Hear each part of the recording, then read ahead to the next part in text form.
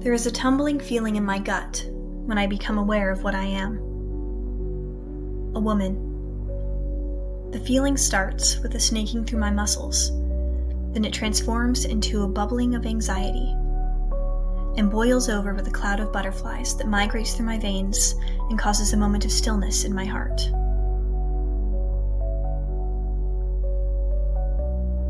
When I was 6, I got dress coded for the first time. When my first grade teacher sat me and my father at a small yellow table and chastised me for the amount of shoulder that my spaghetti strap dress exposed, the bubbling of anxiety began. It came to a slow boil as I aged and became more accustomed to the casual sexism that still exists in society. Every day, I come face to face with the grand opposition in which I exist. My body. Typically, the discomfort I find in being a woman is evoked by strangers, peers, or myself. But one humid Sunday afternoon, I came face to face with Curtain Call by Karen Davis. A figure of a ballerina kneels on the earth, frozen in a bough. Flowers slip from her grasp onto the grass. She's encased in lumpy plaster, her rugged edges a heavy juxtaposition to her elegance. I am struck.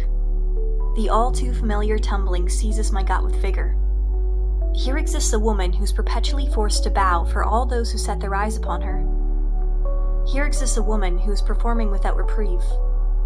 Here exists a woman who is talented beyond measure, waiting for applause, yet all she receives is a wandering eye over her form as onlookers examine the material with which she was made.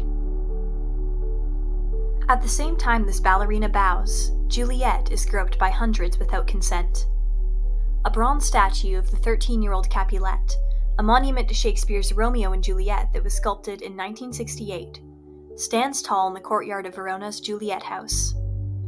Legend has it that the statue will provide you with romantic luck, but only if you rub her right breast. This statue was touched by so many tourists throughout its years on display that the sweat and oil from their palms polished the bronze on her breasts and wore holes in the metal.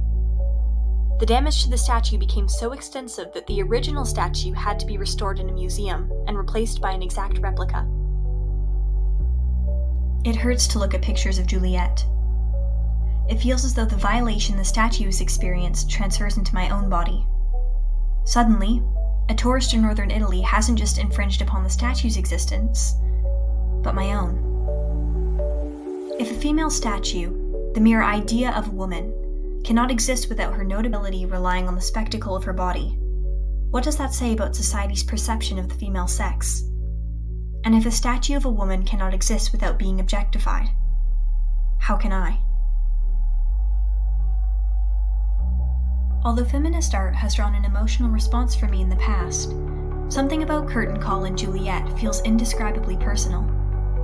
I attribute this feeling to an aspect of display. Although most art is intended for display, there is a difference between what is intended for display and what garners attention. What is notable about Curtain Call is the mental and physical toll the ballerina seems to be experiencing in order to conform to body standards as a black dancer in a white dancer's industry, not the talent such a seasoned ballerina certainly possesses. The dancer kneels for onlookers. She offers up her body to be examined and judged. What is notable about Juliet is her shiny right breast, not the character she represents. The intention of her existence has been transformed through a sexist ideology, and therefore, her reason for display has been altered. She no longer exists as a monument to one of Shakespeare's most famous plays. She exists as a pit stop for lovesick tourists to help themselves to her body. This altercation of each statue's intended reasons for display is what twists my gut, for I see the display of my own body represented within their anatomy.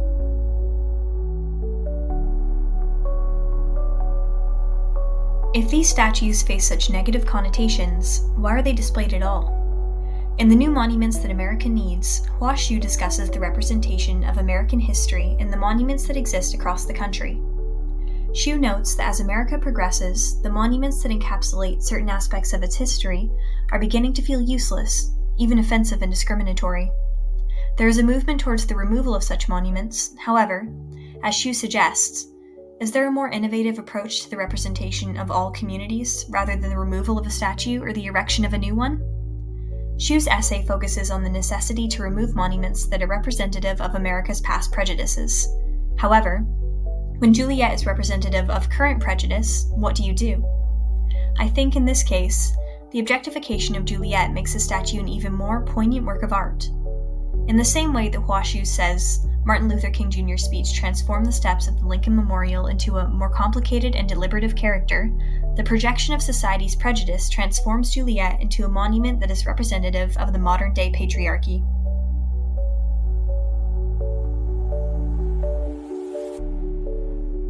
Though it is vital to bring attention to the sexism that still plagues the world, how many works of art must transform through display before we finally take action against the issue?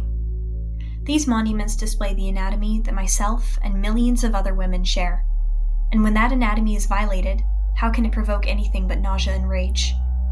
However, the objectification of these statues may have a use, as it brings to light the sexism lingering in our communities, and as Huashu suggests, transforms the monument's mistreatment into a new message. My body was put on display when I was dress-coded at 6 years old. My reason for existence altered through an objectifying lens. Since then, my essence is slowly being worn away by the hungry gaze and greedy grasp of a patriarchal society. Perhaps, just like Juliet, gaps will eventually delve into my structure, and I'll be stolen away from the public eye. Only then will I find reprieve. Only then might the twisting in my gut subside, and only then, detached from the nagging presence of objectification, could I acknowledge what a true wonder it is to be a woman.